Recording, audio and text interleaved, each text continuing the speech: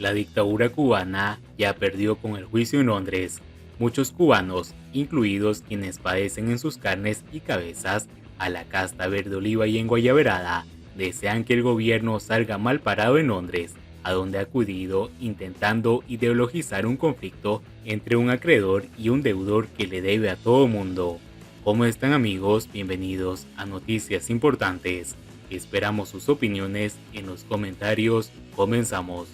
El filibustero financiero castrista ha llevado a Cuba y a sus actuales gobernantes a un escenario complicado, sobre todo por el carácter de preceder de derecho sajón, que, en caso de decidir a favor del CRF, habría una cascada de reclamaciones similares, como la que ya ha formulado ICBC, Standard Bank, cuyo accionista mayoritario es el Banco Industrial y Comercial de China, ICBC, que reclama a La Habana un total de 1.344 millones de dólares entre capital e intereses generados. Un estado que debe a las 11.000 vírgenes resulta un estado fallido, pero cuando sus principales víctimas se alegran que pierda en Londres, aún sabiendo que un estado adverso significaría más hambre y miseria para todos, el divorcio entre el gobierno y el pueblo es total. Por mucho que se afanen los pinochos de turno en maquillar las amargas verdades.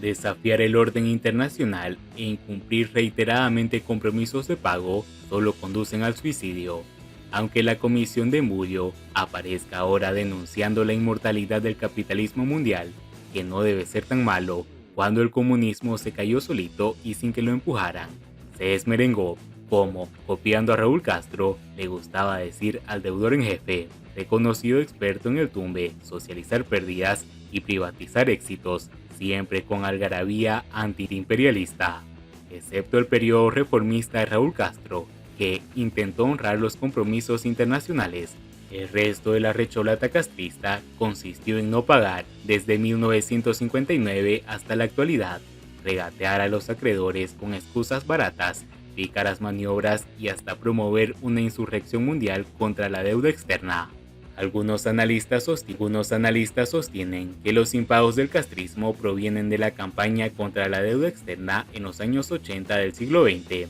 pero la historia demuestra que Fidel Castro tuvo claro desde 1959 que su revolución debería distinguirse por no pagar los créditos y, en caso de que el acreedor se pusiera farruco, escamotear el débito con maniobras e intentar desprestigiarlo, como hace ahora el tardocastrismo con el fondo CRF Limited, domiciliado en las Islas Caimán, llamándolo Fondo Buitre. Si tanto asco provocan los buitres financieros a La Habana, ¿cómo explica su conformidad con las operaciones de venta de deuda cubana como bono basura?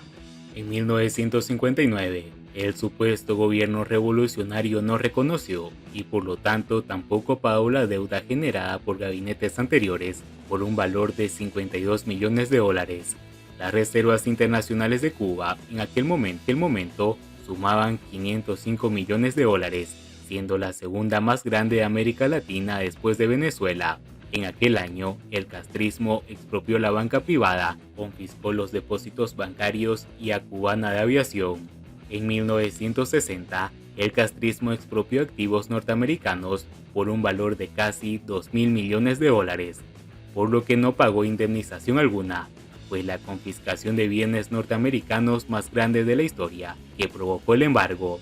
El régimen confiscó, además, propiedades de cubanos y de extranjeros que emigraron por un valor de 6.7 mil millones de dólares. En 1991, con la desaparición de la Unión Soviética y la caída, por efecto dominó, de la zona Kame, La Habana autodecretó la extinción de las deudas con el antiguo campo socialista, decisión que complicó las relaciones con Yeltsin, Putin y demás estados nacientes. Una vez el Tribunal Superior de Justicia de Inglaterra y Gales dilucide si el fondo CRF Limited ostenta la condición de acreedor del gobierno cubano y su fallo sea adverso para La Habana, Cuba revivirá un episodio de 2002, cuando un encontronazo entre el dictador Fidel Castro y el entonces canciller mexicano Jorge Castañeda provocó que el comandante en jefe modificara una deuda privada contraída por empresas cubanas con el Banco de Comercio Exterior de México, Bancomext. Castro cambió de un plumazo el débito de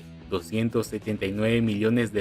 estadounidenses de entidades comerciales cubanas con Bancomext, convirtiéndola en una deuda soberana externa de la República de Cuba, transfiriendo la obligación de su cumplimiento al Banco Nacional de Cuba, que, en el pleito de Londres, aparece como garante de la deuda que reclama CRF Limited. La entidad financiera mexicana reaccionó con un pleito ante la Corte Internacional de Arbitraje de París, exigiendo la congelación a su favor de la parte proporcional de los ingresos de Texas provenientes de la recaudación que, por concepto de tráfico telefónico, le correspondía, y embargó cuentas del Estado cubano en el banco italiano Intesa San Pablo.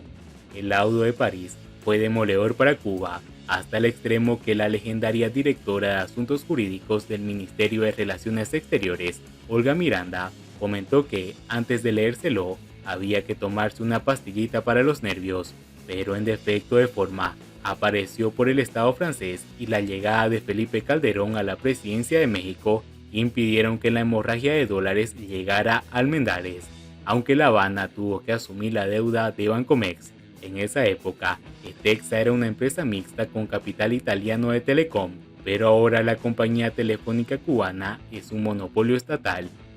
subordinada al conglomerado financiero empresarial Militar Gaesa, que mantiene operativo igual nicho de negocio con carriers europeos que proveen a Etexa una buena parte de sus ingresos por tráfico y recargas internacionales. Llegado el caso, CRF Limited podría acudir a la misma opción para cobrar la vieja deuda Cuba, data de 1981, con la ventaja del precedente laudo de la Corte parisina y conociendo el defecto de forma que facilitó la negociación bilateral con el gobierno de Calderón entonces. Culminado el proceso en Londres, si las partes no convienen en una solución negociada antes de dictarse el fallo definitivo, el gobierno cubano estará expuesto a que su contraparte ejercite las acciones legales pertinentes para obtener la ejecución forzosa del crédito que le sea reconocido, lo cual implica que podrá instar al embargo o a la caución sobre cualquier activo perteneciente a la República de Cuba, en cualquier jurisdicción donde se reconozca el fallo dictado por las Cortes británicas. Pero a estas alturas de la bronca, CRF y el propio Tribunal de Londres saben que la Corte parisina de arbitraje ha desestimado durante años los recursos y maniobras de Cuba, que es propietaria de la financiera Rafin S.A., del Banco Financiero Internacional, del Having Bank Ltd. Y de Habanos S.A., aunque la mayoría de las marcas tradicionales de tabaco ya sean propiedad extranjera. La opacidad permanente y reiterada del gobierno cubano sobre las cuentas de las entidades citadas, arguyendo el embargo norteamericano, son trucos de mal pagador que no convencen a casi nadie en el mundo, y el tribunal londinense y la parte contraria lo saben. Ante la precariedad actual de la economía cubana, la imposibilidad de acceso a créditos de organismos financieros internacionales y la inventada postura de incumplir los pagos, quizás la única alternativa objetiva que le va quedando a la dictadura cubana frente a un eventual fallo desfavorable en el actual pleito que se dirime en Londres, sea ofrecer a CRF Limited negocios e inversión en la isla con importantes excesiones y beneficios fiscales. Pero esa sería otra historia, porque tampoco resulta fácil, porque La Habana ignoró propuestas de negociación antes de denunciar que intentó con un acuerdo bilateral mutuamente ventajoso, y cuando alguien gana en sede judicial, en caso de pacto, endurece su posición sabiendo que el perdedor debe ceder.